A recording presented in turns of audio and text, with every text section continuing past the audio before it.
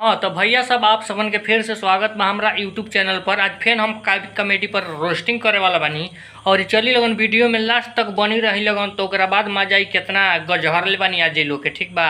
अरे कोनो लोग कहेला नु कि जे जौन बिगड़ गल तो ना सुधरी उहे खिस्सा बाटे भाई। हमरा गजहरला से के का फायदा पड़, कोनो फायदा नहीं के। ठीक बा कि उहे आदत बा।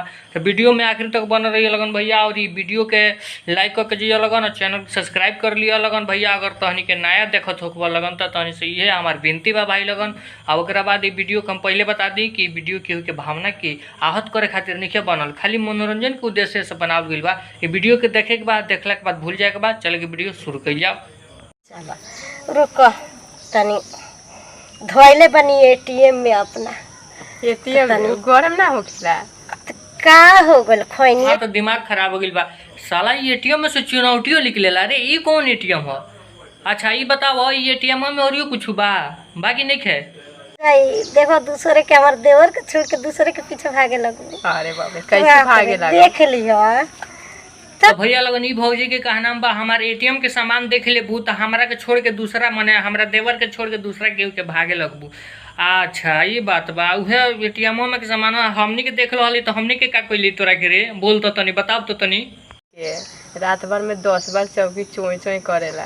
का करी तहार भसुर ना मानेनी ठीक नु।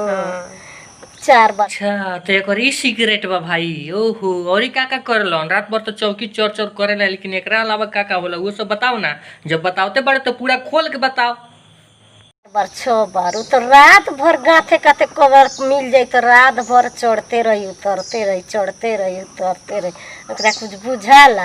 हाँ तो देखलो लगन भाई लगन रात भर चढ़वावतिया उतरवावतिया चढ़वावतिया उतरवावतिया ओसे नहीं खे मन भरत तक कैमरा पर आके सब कुछ बतावतिया फ्रेश फ्रेश। आ ऊपर से कहतिया ओकरा कुछ बुझाला रे। ओकरा कहाँ से बुझाई? जब तेहे हुरियावले हुकबे लगातार तो वो का करो बेचारा है? सीधा कहो कि हमरा कुछ ना तोरा कुछ ना बुझाला है। अगर तोरा कुछ ना बुझाला तब नु तोरा कोनो प्रॉब्लम नहीं खे।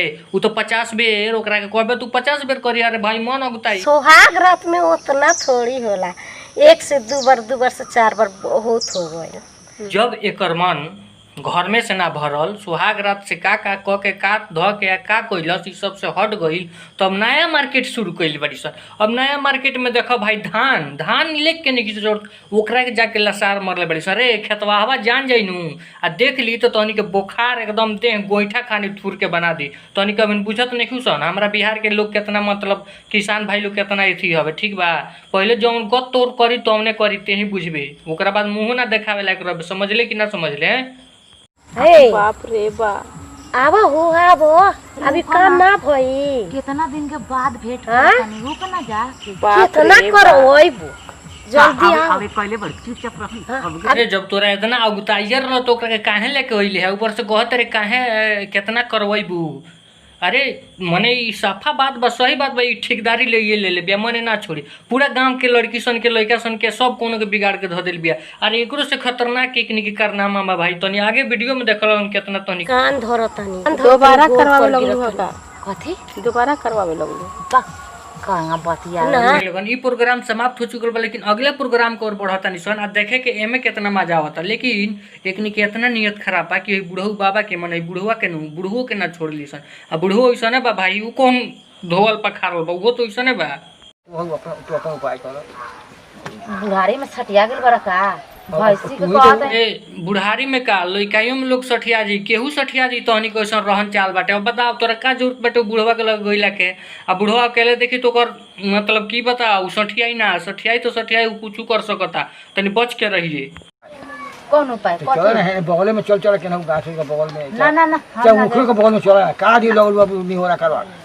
ये देखिए भारी ना पड़े बुढ़वा तो एकदम ना छोड़ी तोरा के। आज लेके जेबे करी बताओ ऊँख में बगल में कहीं तोरा के लेके जाई। लेकिन ते सावधान रहिए कहाँ से कि तोर आदत बा भाई। तोर ते तो वो दिन बांस के कोपड़ तेन करत ले रे तोरा के वो दिन भाई वीडियो बनौल रहे तनी के ना यकीन हुई तो भाई देखे लगन ओकर लिंक हम डिस्क्रिप्शन में दे देम और वीडियो जाके देखे लगन। उ गजब के वीडियो वायरल हो गइल बा भाई लगन पूछा लगन मत। लॉलीपॉप तो लॉलीपॉप खत्म हो गेल। चल ना जाओ का कर। अरे लॉलीपॉप नु खत्म हो गइल होई केरा अभी बाकी होई जो केरा से काम चला लिए। तार केरा में जोड़ ना होई हैं छीले जाए नु तो बस हेंगा हो जाए। देखबो तब न कोनो उपाय तो देखई के लाग भाई लॉलीपॉप खराब हो गई तो भाई केरा में दम होई, लेकिन तोरा शौक लागत है, लेकिन फिर भी जाके ट्राई कर ले भाई, क्या दिक्कत बा। अब तो अनिक ऐसे भी रंडी में नाम लिखा गई बा, मोट पातरा चाहे लूज या टाइट देखले से काम चली रही जो। अब जाके जब बुढ़वा के मतलब कि थी कोई दिले बड़ी सुतल शेर के मने जगाइए दिले बड़े, तब तो तोरा भोगा दही के पड़ी भाई। ठीक बा, अब हम कुछ नहीं कर सकत भाई। लगन तो कि अगर वीडियो बढ़िया लागत हो कमेंट हम गलत कह ले के आ सही कह ले जरूर कमेंट में कह के बताइए लगन। एक नहीं ना ना ना ना ई तो बड़ा हमरा के बोकियाए लगल नहीं तो आँख बंद कर दे, ना आँख ना बंद कर, हम ना जमन बूढ़ होखे चाहे जवान होखे ओकर काम बा बोकियावल के, तू तो बोकियेबे करी। ठीक बा, अब ते बकरी बन के गइल बड़े उनका लगे, तू तो बोकियेबे करी बुढ़वा, छोड़ी ना तोरा के। ठीक बा, लेकिन संभल के हम ये हिदायत देम। लेकिन खैर तोरा कोनो फर्क पड़े वाला नहीं के, ते तो बांस के कोपर ले घोड़ चुकल बड़े, तो खैर छोड़ चल देख आगे। चल चल चल ना ना हम ना जाई चल ना चल ना हम ना ए चल सब हमरा के बोकिया के रख दे। चल चल कथी कर दे? चले ना, कौन काम बताओ तन चले ना। चलो तारा काम हम चल, देख चल। ली। ओ बाबा सब देखता नहीं गांव में जाके बताओ लगन भाई लगन का कहली, बताओ उ लड़का ना रहता से सही के आज झगड़ा जीत। खैर छोड़ो लगन भाई, आज के वीडियो में इतना ही रहल।